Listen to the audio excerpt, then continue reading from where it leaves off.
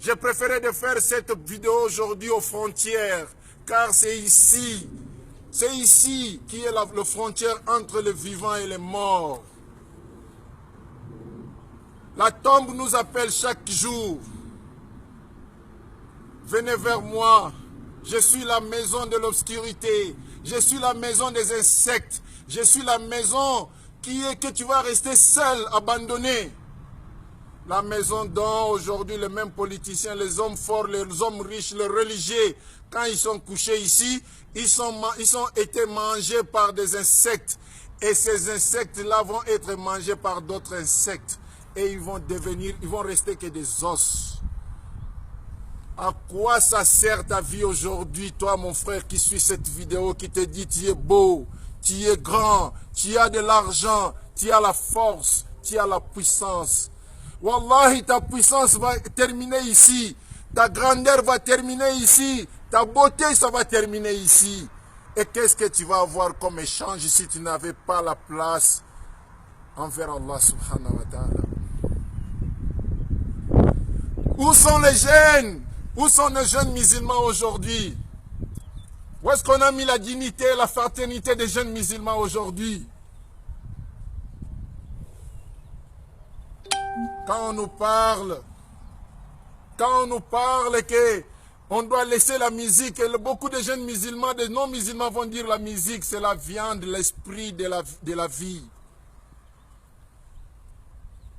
Regardez aujourd'hui dans le monde, regardez dans les hôpitaux, combien de musulmans vous allez trouver avant sa mort de réciter la kalima shahada, de dire La ilaha illallah Muhammadur Rasulullah. Combien? Il y a des gens qui sont nés jusqu'à sa mort, il n'a jamais croisé quelqu'un qui récite la kalima shahada avant sa mort.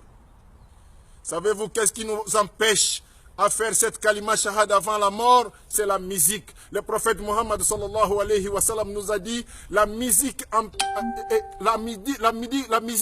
fait agrandir l'hypocrisie dans le corps comme l'eau fait grandir les arbres. Raison pour laquelle aujourd'hui les jeunes musulmans et les non-musulmans ne peuvent même pas réciter la kalima shahada avant leur mort. Allahu Akbar. On est en train de chercher la paix, on cherche la vie, on cherche la miséricorde, on cherche ça dans quoi? Dans le haram. On est en train de chercher la paix dans le haram, dans les zina, dans le vol, dans les boîtes de nuit, dans tout cela on cherche l'amour d'Allah et la paix. Mais on ne va pas les trouver là-bas, ça ne se trouve pas là-bas, toute la paix qu'on cherche, la paix du cœur. Va demander les politiciens qu'ils ont pris de l'argent de l'État, qu'ils ont volé, qu'ils ont acheté des immeubles. Wallah, ils n'ont jamais trouvé la paix dans tout ce qu'ils ont acheté, dans toutes les limousines qu'ils ont achetées. Va regarder les hommes riches qui ont gagné de l'argent dans les chemins haram. Tu vas leur demander, ils ont la paix. Ils n'ont pas la paix, wallahi. Pour avoir la paix, ils doivent boire, ils doivent courtiser des femmes, ils doivent faire ceci, cela pour avoir la paix. Et aujourd'hui, je vous invite, mes très chers frères et sœurs dans l'islam, je vous invite la paix. La paix, vous allez le trouver. Venez vers Allah subhanahu wa ta'ala, c'est là où seulement vous allez trouver la paix.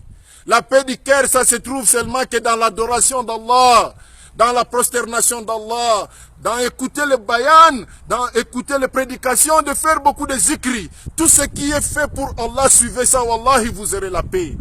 Aujourd'hui, on va voir les jeunes filles qui s'habillent n'importe comment, alors que ta maman, on ne l'a trouvé pas. Le jour que ton papa a trouvé ta maman, il ne l'a pas trouvé avec une mini-jupe. Il l'a trouvé avec une pagne. Mais aujourd'hui, tu vas trouver, les jeunes aujourd'hui, ils sont là. Ils sont là de se faire les mini-jupes pour que l'homme court derrière lui. L'homme qui t'a trouvé dans le péché, dans les zina, il va te laisser aussi dans les zina. Au moins qu'une déception se fait de la part d'Allah subhanahu wa ta'ala.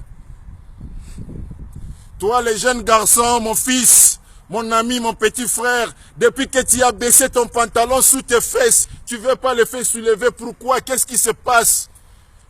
À qui tu veux montrer tes fesses? À qui tu veux montrer ton dos? Je suis un garçon, je n'aurais pas envie de toi. J'aurais envie d'une femme. Mais pourquoi toi tu veux me montrer tes fesses? Ce qu'il faut dire, tu as mauvaise intention. Tu veux montrer les gens, les garçons de fesses qui sont des pédés pour courir derrière tes fesses. Wallahi, aujourd'hui, je suis devant la tombe pour te raconter, pour te rappeler que cet endroit, tu ne seras jamais échappé d'ici. Dans cet endroit, tu ne seras jamais épargné d'ici. Et Allah va te frapper de ça. Tôt ou tard, tu seras récompensé de ça. Et tu seras payé de ce que tu as fait aujourd'hui. Mes très chers frères, si vous n'avez même pas peur d'Allah subhanahu wa ta'ala, je vous rappelle votre Dieu qui est la mort. Aujourd'hui, regarde combien de musulmans sont couchés ici.